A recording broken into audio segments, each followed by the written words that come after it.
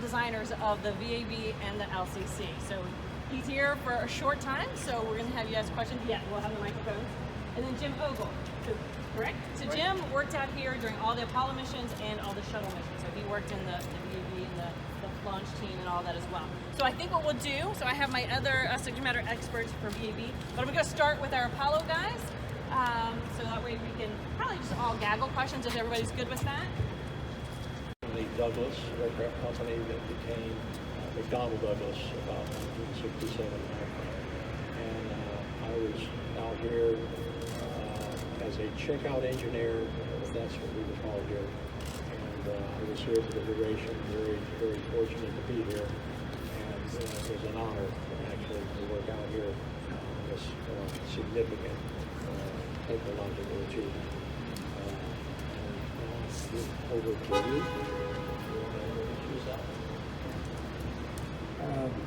My name is Philip Franklin Moyer. I was born in Doylestown, Pennsylvania, 95 years ago. I flew a Flying Fortress in World War II, Boeing aircraft, for 35 missions in Italy. Came back and studied architecture and engineering. And I got involved in another war. It was called the Cold War. And I worked for 20 years on projects in the Cold War. It's kind of interesting. I had a listing here.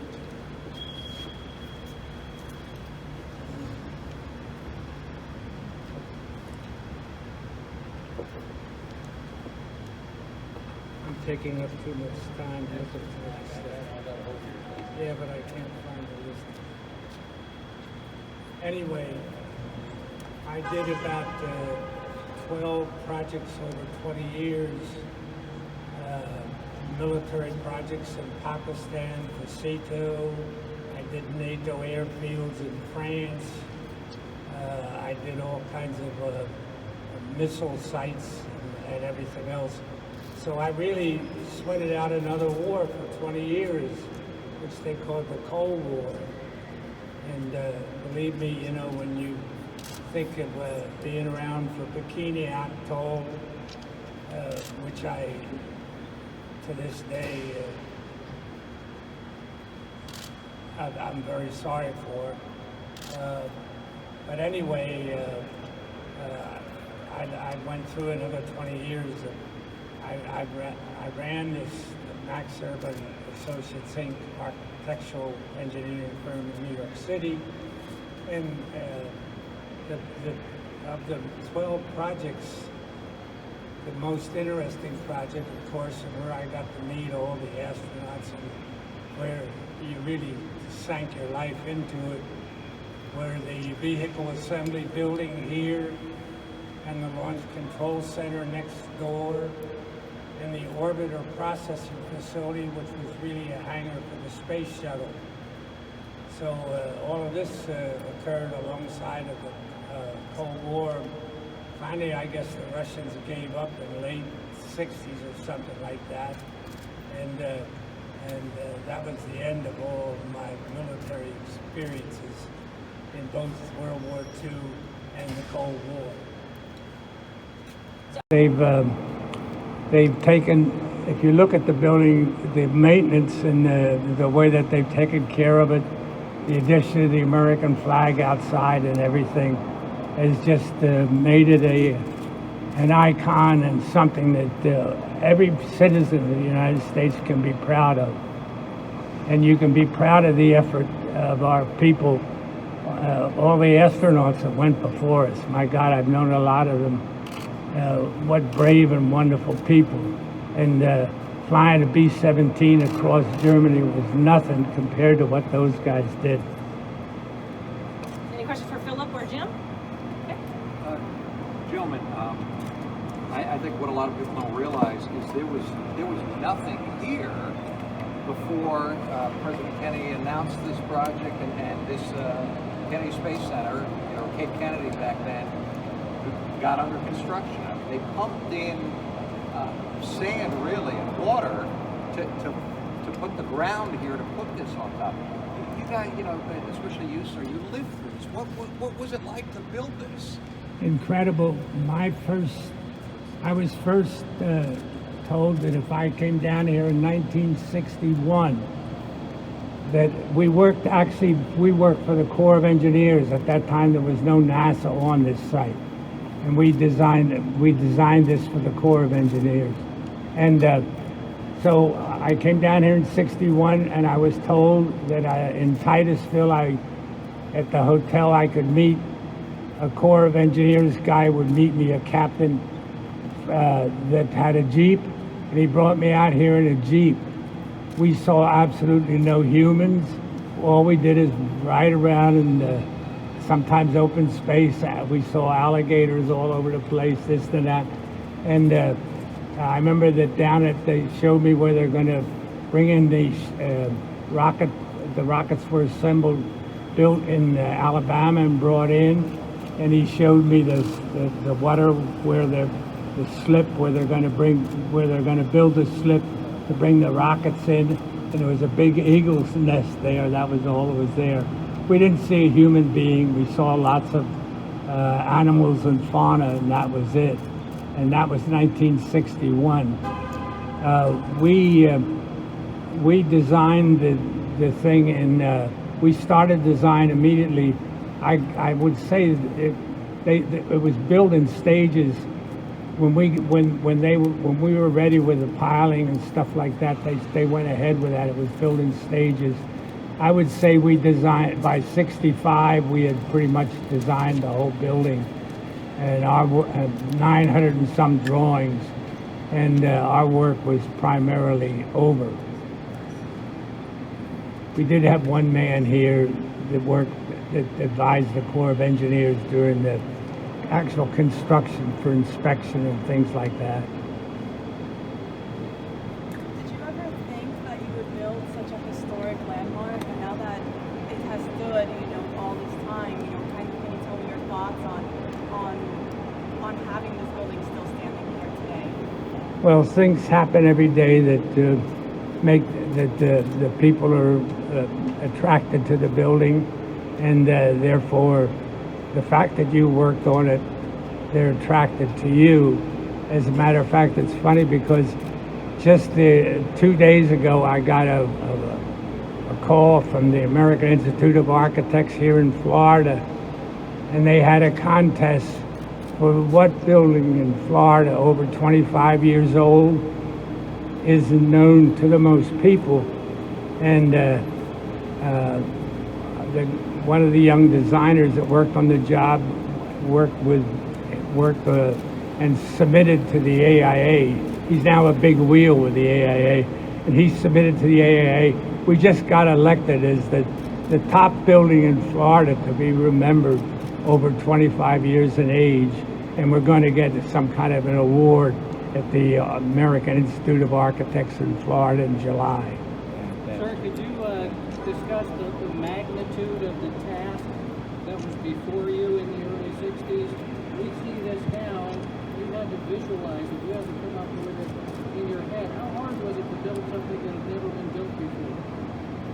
Or designed? Well, the parameters were set by the missile, the rocket itself, and before, at the very start, I think actually before, either right at the time we were selected or before we were selected, Dr. Debus and Werner von Braun came into our office in New York. They met only with the big cheese, the president of the whole thing, Max Urban, who later became the president of the American Institute of Architects and got all kinds of awards. And a lot of it was because this building attracted so much publicity and attention. And I'm not sure I answered your question. I talked all around it. How difficult was it to visualize it back in the beginning? Oh, I meant to tell you, it was very funny because the reason I brought this up is when Werner von Braun and Dr. Debus came to our office before we started, they had a scheme where the low bays were actually alongside of the high bays, so that the thing was like a low bay, high bay, low bay, and it was like a big rectangular fence, blocking everything. And when our senior partner Urban knew about this, and he wanted the low bays to be in back so that the building itself, the big, a tall building, stood out like it stands out now. But he had to sell them on it, so he had one of our young designers I think they were coming in like at 2:00 in the afternoon. He had one of our young designers whip out this sketch of what he wanted the building to look like, and that actually became the building. Then once we got where the elements were to be, then it was all just getting information from them in order how high, this and that and the other. But it's amazing, you wouldn't realize that this building probably has more structure in it than just about any building in the world. Certainly does. The piles in this building go down 180 feet.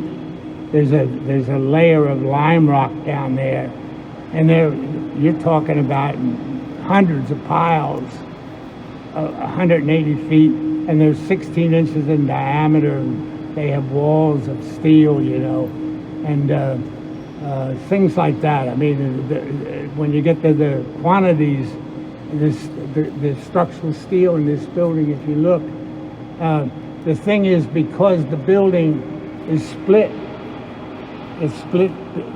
most buildings have floors as diaphragms, and they horizontal diaphragms, and they help support the building. They make it easier to build. You don't need so much steel and everything else. But this building is open all in between, so therefore you have to have all these girders and the heavy structures. It must be very gratifying to see this building having gone through Apollo and then Shuttle and now getting ready for another program. But when you were 45, 50 years old, did you think that things would be farther advanced than they are today? That now you're 95 years old and waiting for another moonshot. Well, you mean, I think that the space exploration would be further advanced? Yes. Yes. Well, I also happen to be a space freak, and if you consider what's really out there in space and the distances and everything else, I mean, it's mind-boggling. We know a little bit about near space. We don't practically. We think we know a lot about far space, but we really know nothing. We have no idea where it starts, where it ends, or anything else. I think that I'm really satisfied that in my 90 years, I've been able to see things go from horse and buggy almost to the fact that I can talk to Al Warden about his flight to the moon. Incidentally, these astronauts are really courageous guys. I asked Al one time, Al Warden, I asked him, I said, what was the hairiest part, because he was the commander of the Apollo that went to the moon, but he had to stay in the ship as the commander. I said to him, what was the worst part of your flight? He said, the worst part of my flight was circling the moon by myself, wondering whether the guys that had gone down could get back up.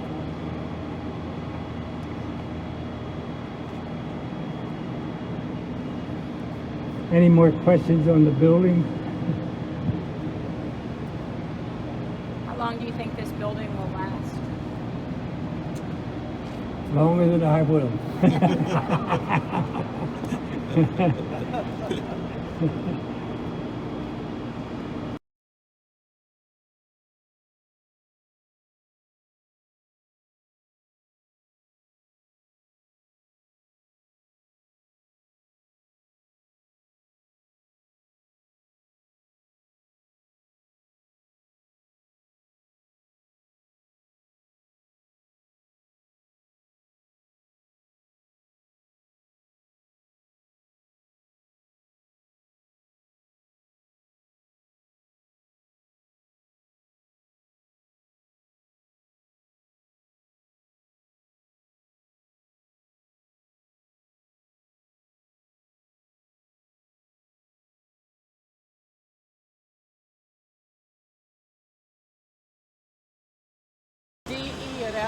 over here on the east side.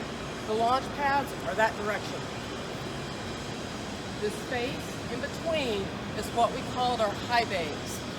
Now over here you had high bays 2 and 4, but over here you had 1 and 3. 1 and 3 are where the rocketry would be assembled or stacked in preparations to go out to the launch pad. Now, the first thing that you see in here, there's a breeze, a little bit. Yeah, that's the doors on the side. The doors on these bays open outside. Those doors are 456 feet tall.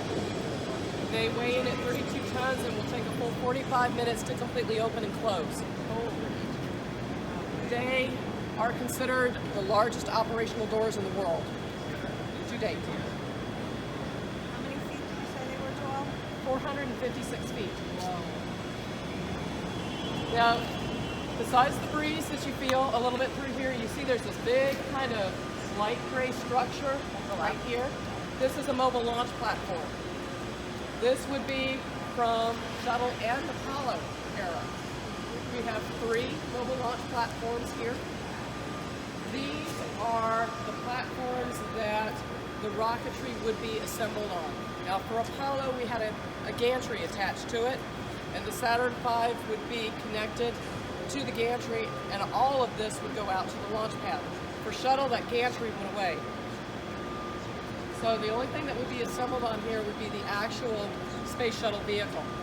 Now, to give you an idea with that, first thing we would do when we were assembling or stacking in preparation for launch, we'd go get a mobile launch platform, and we would open those doors, bring the platform into the high bay, and set it down on some pedestals to support it here.